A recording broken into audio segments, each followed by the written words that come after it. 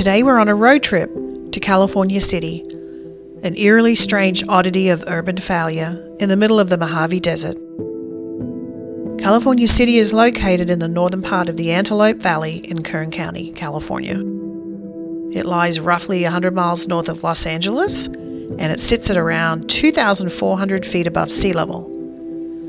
The city covers 203 square miles, making it the third largest city by land area in California, only after San Diego and Los Angeles.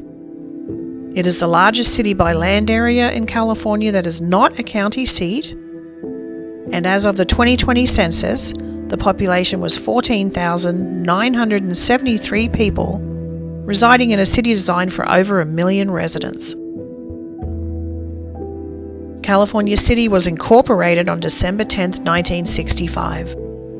The origin of California City dates back to 1958, when a real estate developer and sociology professor named Nat Mendelsohn bought 82,000 acres of high desert land in the Mojave Desert and laid out a grand plan for a large suburban metropolis, expecting it to rival major California cities like Los Angeles and San Diego. However, the plan never fully materialized. Although the city covers a massive area, it remains sparsely populated compared to the vision, with many planned streets, plots, and infrastructure still undeveloped. Right now, the city has a basic infrastructure in place: a park, a man-made lake and swimming pool, a PGA standard golf course, and a municipal airport. On one hand, the city has miles and miles of roads, often with real street signs like Lincoln Boulevard, Aristotle Drive, or Rutgers Road, laid out across the desert. On the other hand, in many parts, there are no houses, no buildings, no infrastructure at all. It's just bare desert, dirt roads, and an eerily silent grid. Looking at it from above or on a map, it looks like a modern city, but on the ground it feels like a ghost town or even a desert mirage. Back in the day, it was sold as the golden ticket. Many people bought land, but rarely built anything on it. Back in the late 50s, when the city was plotted, lots of parcels were sold to people, often immigrants or families, attracted by the promise of affordable land and a bright suburban future.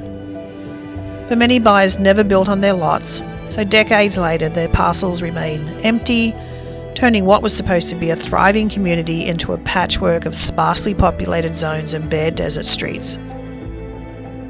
Developers marketed the land aggressively, often pitching it as affordable lots for ordinary people. Early lot prices were modest back then, under $1,000 in most cases. Sales were brisk at first.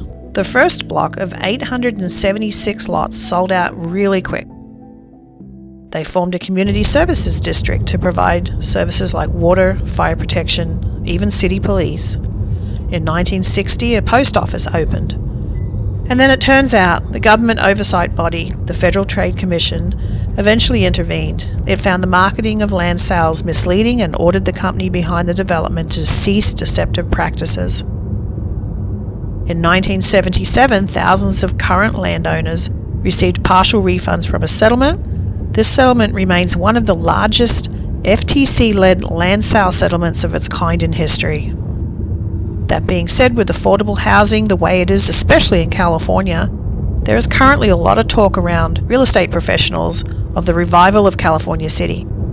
In fact, there have been quite a few new build spec homes going up recently, and you can buy a decent block of land half a mile from the main drag for around $3,000 US. Moving there may actually have its merits. Just to the east of the town centre, there's a site called Borax Park, which is also referred to as Boraxville Park and Station or Boraxville Substation, which serves as a hub for off-highway vehicle recreation and desert terrain exploration. Boraxville supports recreational drivers, offering amenities such as camping, RV hookups, water and dump stations, restrooms and showers, and access to hundreds of miles of dirt trails for off-road vehicles. I'm making a separate video on that tomorrow, so keep an eye out for it. Let's go start our driving tour. We did start in the town of Mojave, and we're going to end up on the eastern side of California City, where 20 Mule Road meets Highway 395.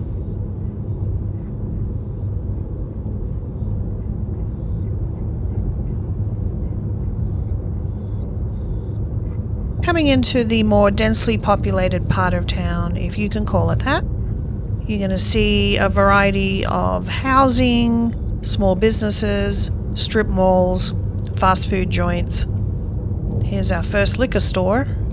Actually, I tell a lie, there was one way further back when we first turned on to California City Boulevard from the highway, and it was in a gas station. You know, I've got to give California City its due. A lot of the housing is well looked after, at least in this area. We drove around quite a bit. A lot of it was really not run down and awful like you would expect in a so-called economically depressed area. Here's an Ace Hardware. That's always a good sign. Not big enough for a Home Depot, but that's okay. An Ace Hardware will suffice. A lot of empty blocks, even in the middle of town, on the main drag.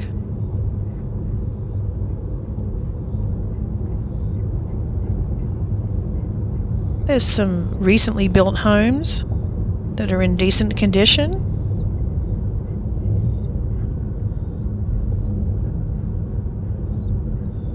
A lot of for sale signs. There's another liquor store. There's a whole bunch on the other side of the road that we've passed. Here's the biggest strip mall that we found. And this one actually had an urgent care center, a real estate agent, a bunch of other small stores. And what I found hilarious was 2 Chinese restaurants right next door to each other. Hippie shop selling hippie stuff. A couple of small businesses. I think that one's an automotive repairs. Lots of for sale signs again. Quite a few of these mini apartment blocks.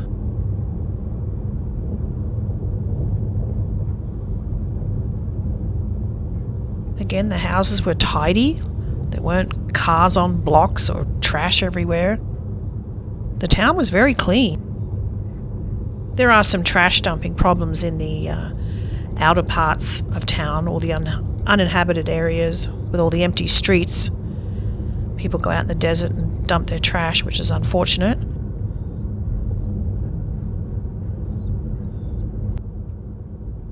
Here's another mini apartment block.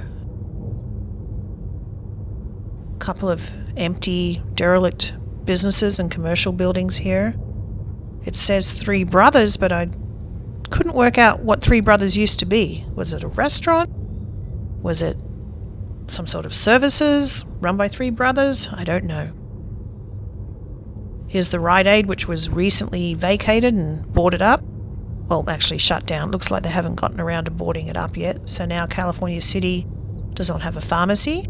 There's a McDonald's, which is always busy, apparently.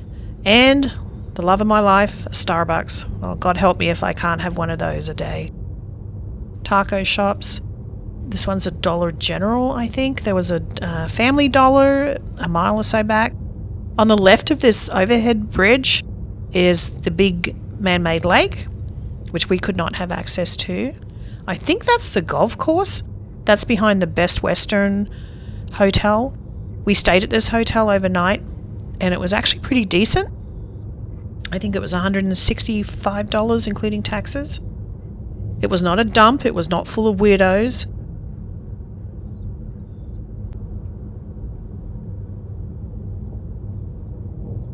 We're just going to drive west for a few minutes. It's looking back at the Best Western Hotel there.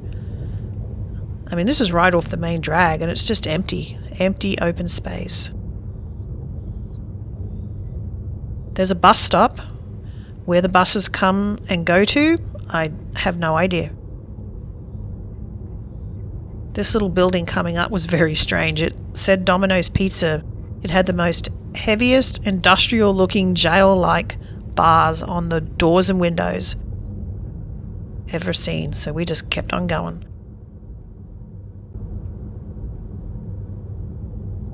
Not even half a mile out and you can see how sparse the population is getting.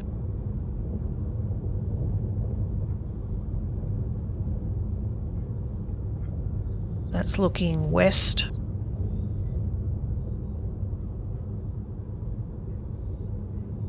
Yep, there's another abandoned street. I shouldn't say abandoned, never developed. And there's these really strange looking mountains everywhere. Oh, this is the "Thank you for visiting California City" sign. So yeah, these, what would you call them, boots?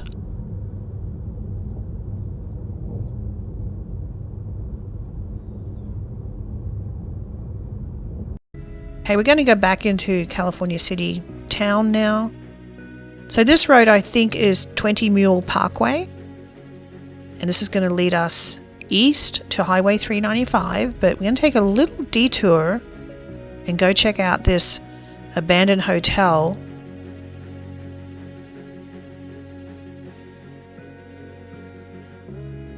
Okay, so this is doesn't look too old development that never took off. It's completely run down and abandoned.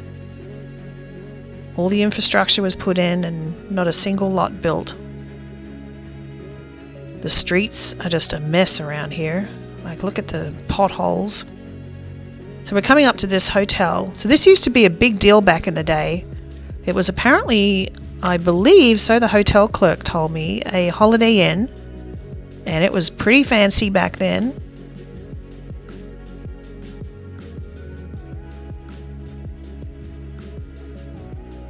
And it is right next to part of the huge man-made lake.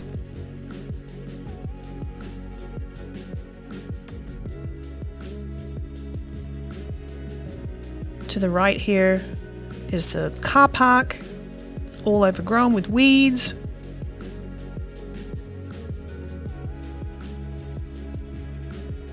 It's all boarded up the lower level. This looks like where the lobby used to be. Looks like the main entrance door's there.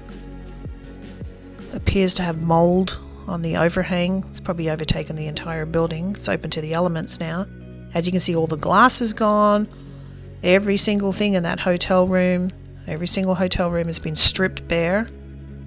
And in fact, this very strange van, unmarked van with a couple of dudes bringing stuff out, was there, so we decided to back on the hell out of there and say goodbye. It's an L-shaped building and had a big fancy swimming pool apparently. Look at it now. Wow.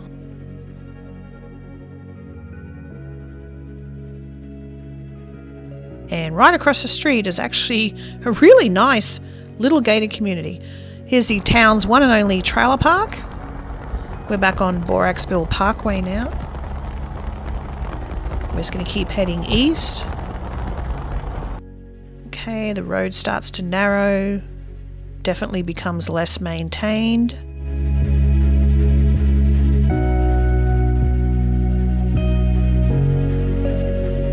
"21 miles to Highway 395, and I believe the last mile and a half or 2 miles is unpaved. So here's the town's RV dump.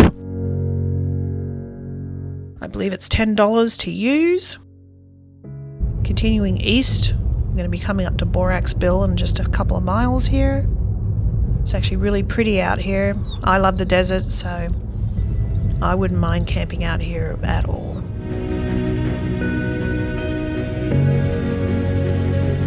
Had rain in the last week before we got there, so it was a little bit of green here and there. It was very pretty. Again, this is still part of the city limits. This is all supposed to be full of 1 million people living in homes with neighborhoods, schools, businesses, shopping malls, and look at it. It's just, there's nothing out here. That was a van camper we just passed, a van life person. Again, some of these strange hills that pop out here and there.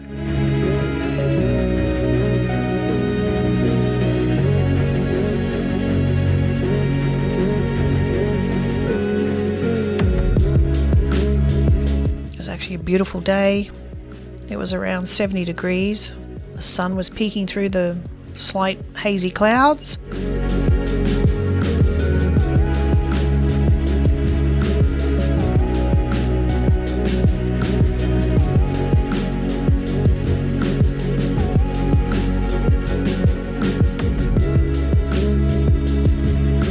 Couple of RV campers out there enjoying the desert.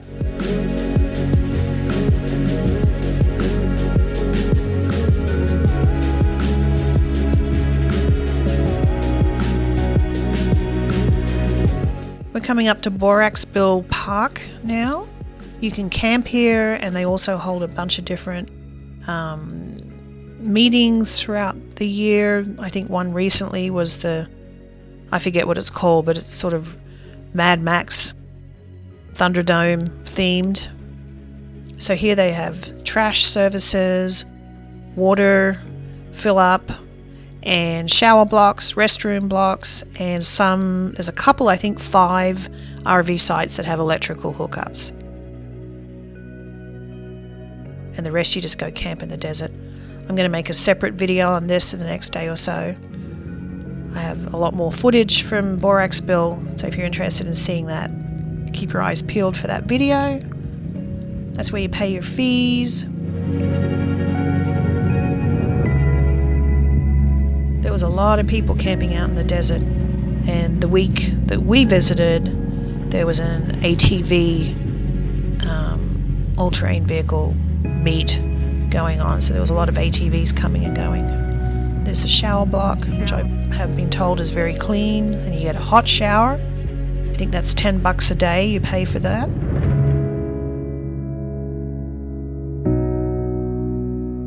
Back on 20 Mule Parkway, heading east towards Highway 395. This is the part of the unpaved road I was talking about previously.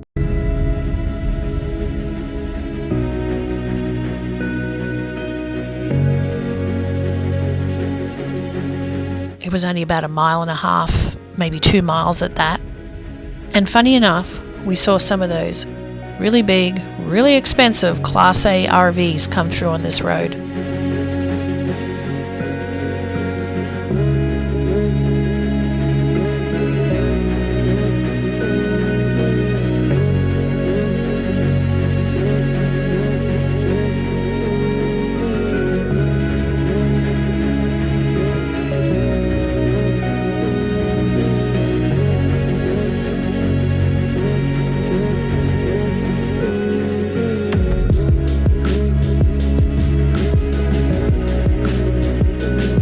Back on Highway 395 now, we're going to head up towards the town of Ridgecrest.